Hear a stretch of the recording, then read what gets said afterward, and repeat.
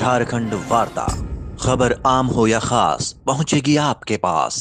आज का प्रेस वार्ता पीएमएलए कोर्ट में जो अलकतरा घोटाला कलावती कंस्ट्रक्शन के द्वारा किया गया था, जिसके पूर्व निदेशक 1999 से लेकर 2015 तक पूर्व विधायक सत्येंद्र नाथ तिवारी जी थे।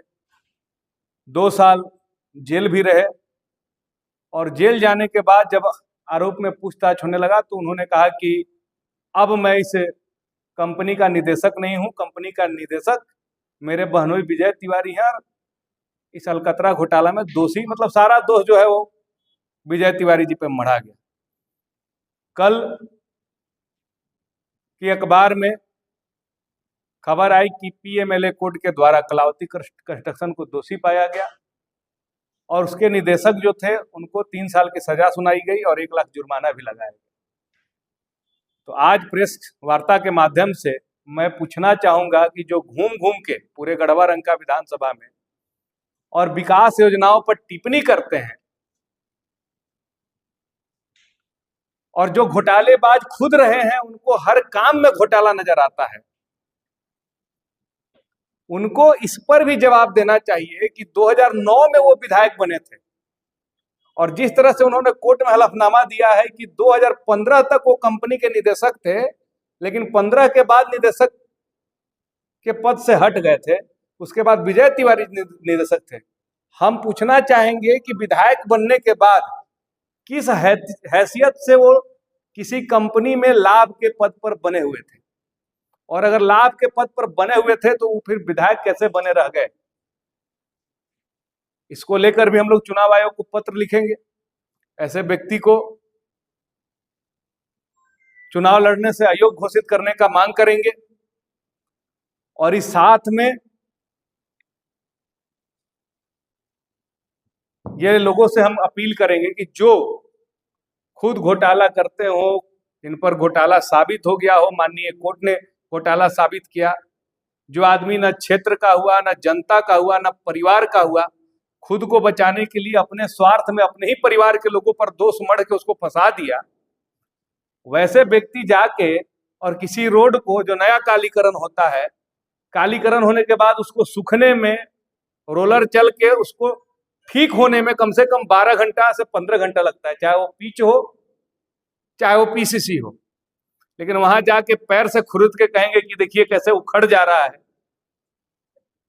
और 1-2 और लोगों को उसमें समर्थन दिला देंगे, वो भी कहां, रोड के सबसे किनारे में। जिस तरफ रोलर नहीं चल पाती है, ऐसे ही वो कह सकते हैं कि एक्स्ट्रा पिच के रूप में उधर बिछा हुआ रहता है उसको।